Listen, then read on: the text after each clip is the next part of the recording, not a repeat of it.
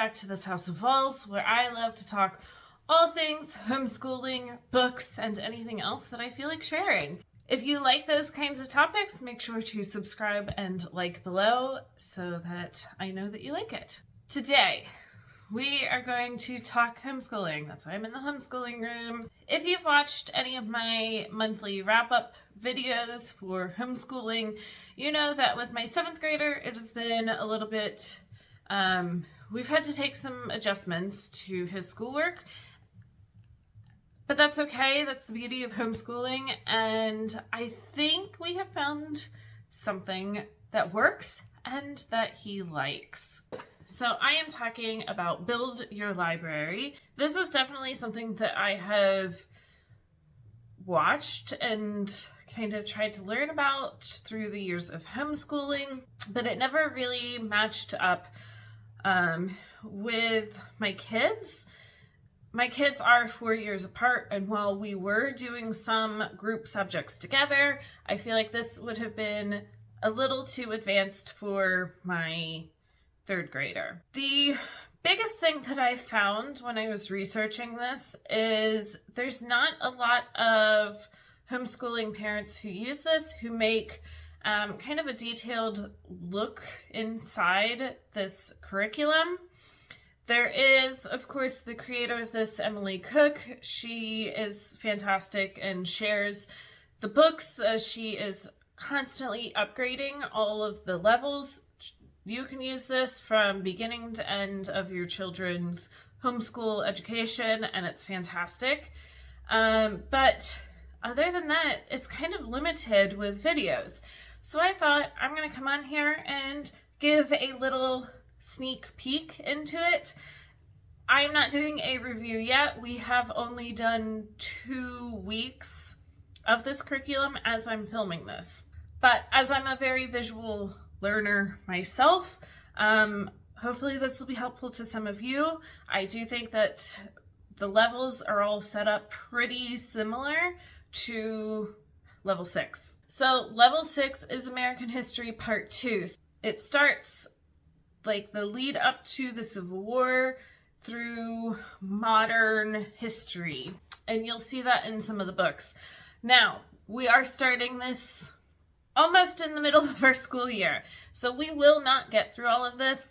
I am hoping that if we get through the first 20 weeks, that will be fantastic, and I will be thrilled with that. I know that whatever he doesn't get at the end of this, he will get later on, probably in high school, and that's totally fine. So just a little bit of background. Build Your Library is a wonderful resource and laid out schedule. So the creator of Build Your Library pulls together all kinds of wonderful resources and books and online kind of videos to watch it, all kinds of amazing things, and schedules it out for you, which is greatly appreciated.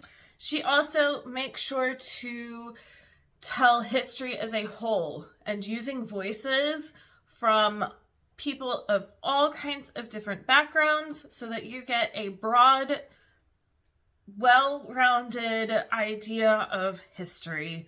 And so I really appreciate that as well. So for Build Your Library, there's a lot of different components that you can use. So there's history books, literature, which are books that you and your child read together. There's readers, which your child reads on their own, poetry, science, and art. Oh, and geography. We are not using all of those components. We are not doing the science. Science is, if you see in any of my videos, it is our main struggle to incorporate into our homeschool. I am waiting to see how we kind of get into the rest of the curriculum and possibly bringing in the readers that go with the science curriculum that she picks for this, and just doing the readers so that at least he's getting that aspect from it.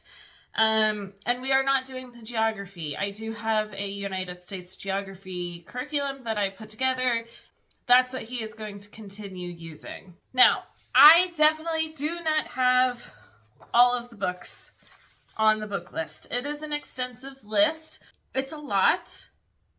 I will say only possibly doing up to 20 weeks of it will cut off quite a few of the books. So while I do have a good handful of them, there are some that I am going to need to get in the next couple of weeks to make sure we are set with.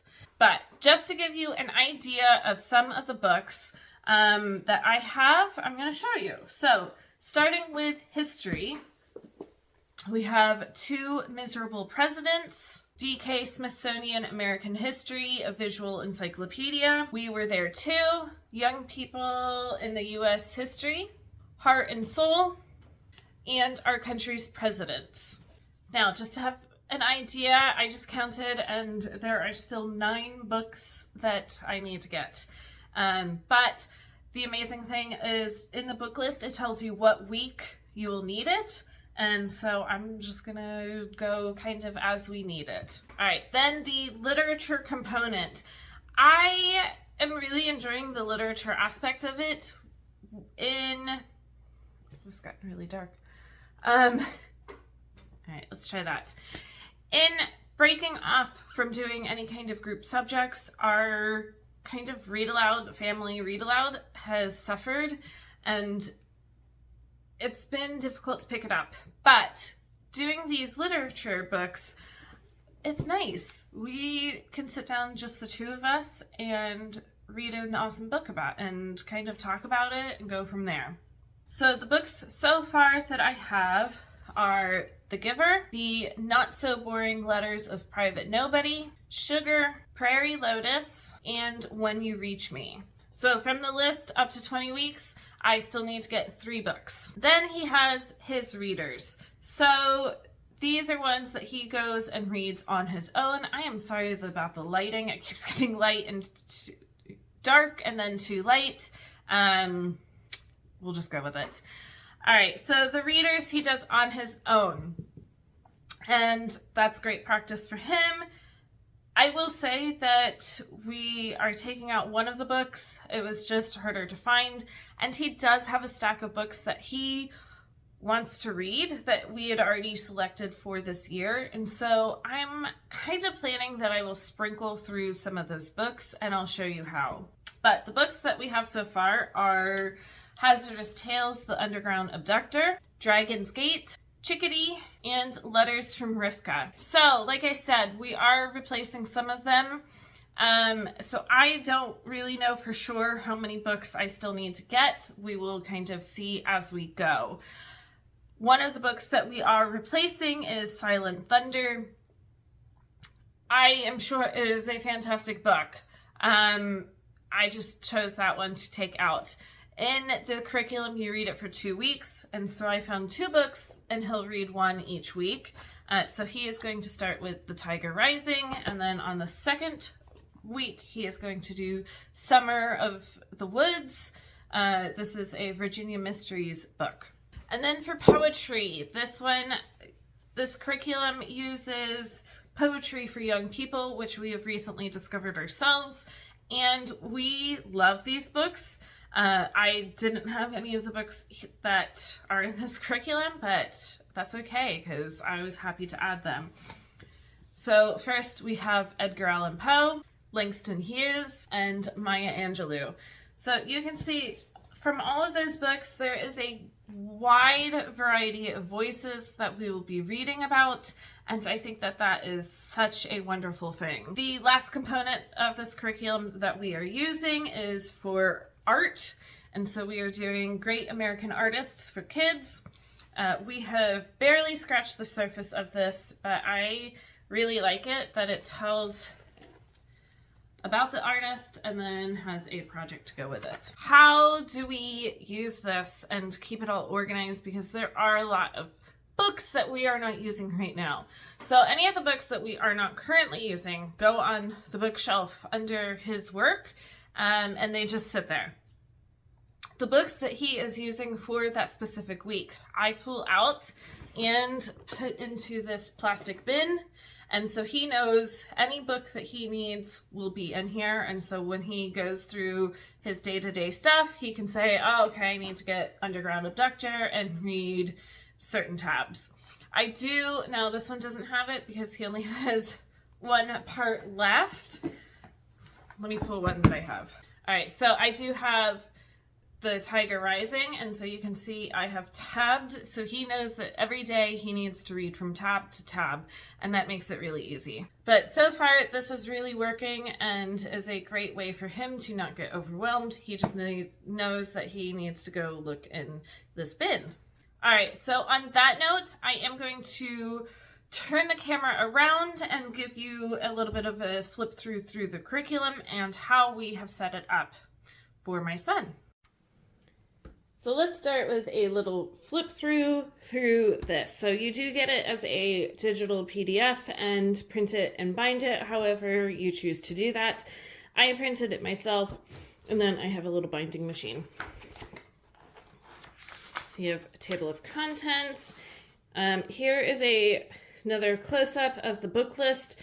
So history, literature, readers, poetry, science. There is a science project at the end, art, and geography. There is also a list of documentaries that you can use throughout. Now, some components of this curriculum, I really enjoy that they are included. I think that they are really beneficial to have, and some of that is narration and dictation. So once a week, I have him pull a narration card, and he does whatever is on that card. And then dictation. So 2 days a week, he has a copy work from the literature component. And then on the following day, he does the dictation from that same thing. So I love that component. There's memory work. So he is currently memorizing Annabel Lee by Edgar Allan Poe. There's writing components. So at the end of every week for history, he has to pick one main topic that he read about that week, create an outline, and then write. I make him do right now just 4 to 8 sentences. She says to write 2 to 4 paragraphs. I would like to get to that. I'm thrilled that he's doing 4 to 8 sentences for 1 paragraph. Timeline. So we are still incorporating our history timeline. I really like that this one tells you what dates to add that for something that happened. So we are still using that. Map work. There is some map work that goes with the history. We are not doing the geography though. There is a research project at the end that I don't think we'll get to. And then that takes you right into week 1. So I love that this has a big, detailed, this is what you're doing every single day of the week. I did write in here that this was for week 12. I also X'd out the science and geography for this. So I love that I can easily see what books are needed for that week. And then it goes into a much more detailed explanation, and it provides extra information. So it's not just the history reading, but we also are going to do a map. And then reading the giver, and he does have some vocabulary that he does, and I do pick one of these reading comprehension questions that he has to do. He does the copy work for this dictation passage. He does the reader, and no science. We don't do a narration card every day of the week for the reader. We just save it for day 5. So you can see this is very much how it's set up every single day. And I really love that it just lays it out really clearly until you are at the next week. And again, same setup. This one does include some links that you can use, so that is very helpful.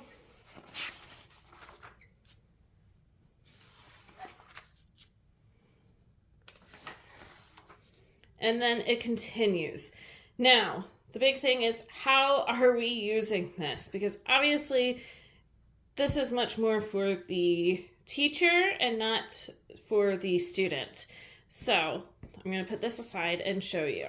So we have this notebook that we were using for History Quest when he was doing History Quest as a family subject. And then he has continued to use it for other history studies. And so I thought, you know what, we're just going to continue using this so that it's all in one. What I did is on the computer, so I took the information from the curriculum and I put it onto here so that he can use this to write on and check everything off. So here you can see he has history. He needed to read and then write the main idea or topic from this reading.